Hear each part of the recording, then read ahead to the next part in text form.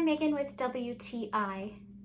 Raise your hand if you have stiff muscles, poor posture, or a sore neck, shoulders, and or back.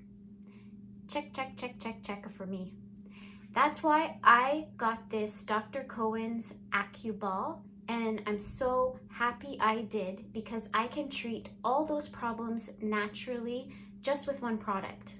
The acuBall heats up one of two ways. You can either boil it for about 10 minutes or you can heat it in your microwave with the little stand that they send with the acuBall.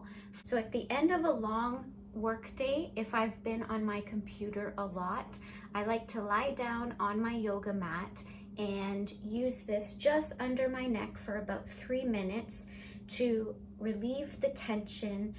If you're unsure of where to accurately place the heatable acuBall, there is an app you can download.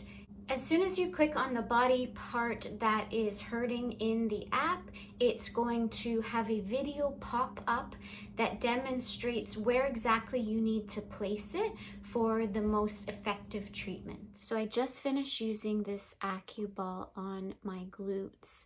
They were really tight after one of my runs, and I can't believe what a difference this has made. There is no more tightness or soreness, and that's just after using this for 3 minutes on each glute.